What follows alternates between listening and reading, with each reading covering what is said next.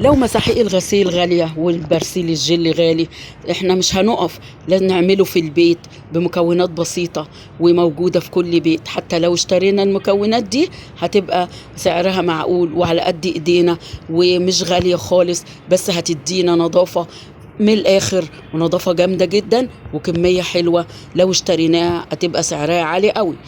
اللهم صل على سيدنا محمد وآله وصحبه وسلم. متابعين الغاليين، يا رب تكونوا بخير دايما.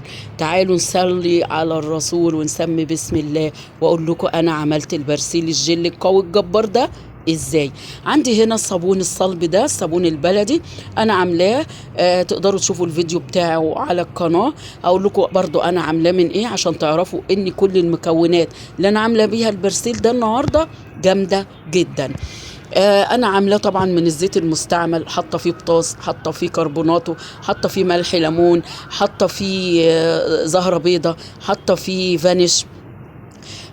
تخيلوا بقى كل المكونات دي هتخلي لي الصابون ده قوته جبارة على الاتساخات، زائد المكونات اللي هنحطها برضو النهاردة هتقوي النظافة ويبقى حاجة فاخر من الآخر يا باشا.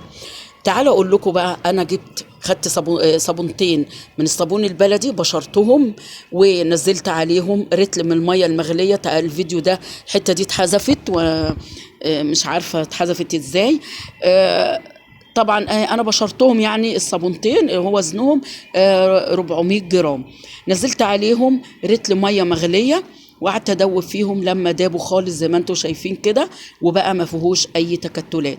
جبت طبق اكبر عشان افضي فيه الصابون ويكفي لما هزود ميه وانزل كمان بقيه المكونات. عندي اول مكون هنا دي زهره بيضه، اخد منها 3 معالق. هتلاحظوا في الاول انا نزلت معلقتين، هرجع تاني اخد معلقه، يعني خدت من الزهره البيضه 3 معالق كبار هرميين بمعلقه الاكل عادي يعني. كمان هاخد 3 معالق من الفانيش، بودرة الفانيش. انا جايباهم من عند بتاع المنظفات اللي بيبيع الصابون وادوات النظافة. ده بقى هو 3 معالق اللي هو الفانيش، يبقى 3 معالق زهرة بيضة، 3 معالق فانيش. كمان هاخد 3 معالق ملح ليمون. احنا عارفين بقى الزهرة البيضة قوية على الاتساخات، وتطلع اي بقع، وبتخلي الالوان مزهزهة، والابيض مزهزه وبيبرق. برضو الفانيش جامد على برضو الاتساخات واي بقع. ملح الليمون احنا حطيناه ليه؟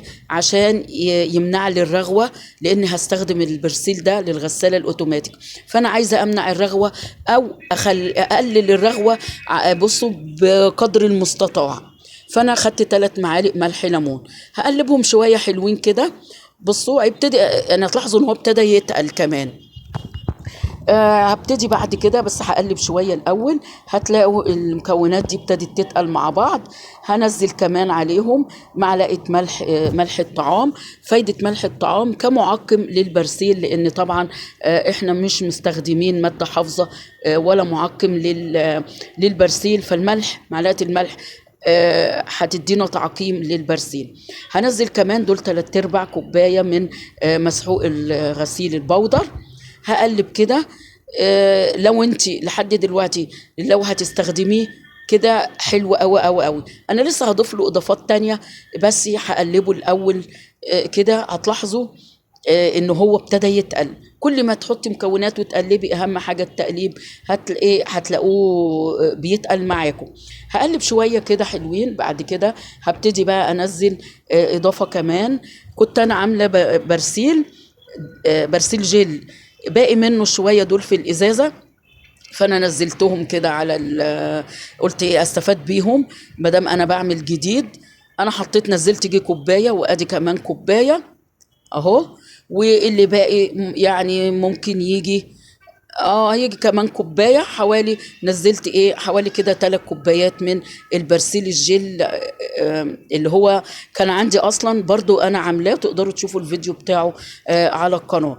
اللي انا مستخدماه اللي بنزل منه ده، مش عايزه اقول لكم قوه النظافه بتاعته ايه. والله والله والله انا بغسل منه الالوان، بغسل منه الابيض، بيخلي لي الغسيل حلو ومزهزه وزي الفل.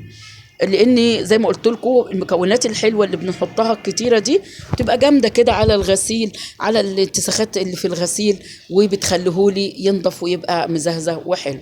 عندي كمان الازازه دي فيها كلوركس الوان، عشان كده بقول لكم قوته جباره في النظافه. المكونات اللي انا مستخدماها دي كلها حلوه قوي قوي قوي قوي في ازاله الدهون والشحوم واي بقع تقابلكم في الغسيل، سواء الابيض سواء الالوان. لو لسه معايا لحد دلوقتي حبايب قلبي، فضلا وليس امرا اعملوا لايك، لايك يا اولاد عشان الفيديو ينتشر، وحبايبي الجداد يعملوا لي اشتراك في القناه وفعلوا الجرس عشان يوصل لكم كل جديد. نزلت هنا كوبايه ونص من اللي هو كلوروكس الالوان كده. بزود كل الاضافات دي، بتزود لي النظافه زي ما بقول لكم. الكميه دي انا يعني عملت منها حوالي 8 كيلو من البرسيل، وهتشوفوا تقولوا دلوقتي يعني انا يعني ممكن نزوده كمان، كان عايز يزيد. انا زودت الكميه لحد ما بقت حوالي 8 كيلو. 8 كيلو دول عايزين يزودوا كمان ب5 كيلو، ب5 لتر ميه من تقله، ولما قعد تقل، فكل ما بيقعد بيتقل. لو عايزه بقى تسيبيه على كده ماشي. اهم حاجه بصوا يا حبايبي، بصوا ما بقلب، بصوا بيتقل على المضرب ازاي مع التقليب الجامد المستمر. لو عندك بقى هاند بلندر اضربي بيه، عندك رتل خلاط قديم اعملي بيه. بصوا انا بنزل الحتت اللي تقيله كده على المضرب زي ما انتم شايفين.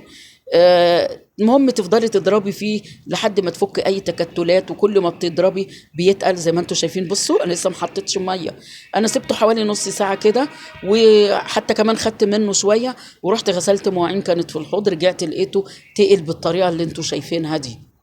هنزل بقى الاضافه الاخيره دي ايه، زي ما انتم شايفين دوني. دي كوبايه دوني برضو من اللي انا عاملاه، دوني تقيل وريحته جامده. تقدروا تشوفوا الفيديو بتاع الدوني، هو فيديو قديم شويه، انا عاملاه من فتره كبيره، من يجي سنه.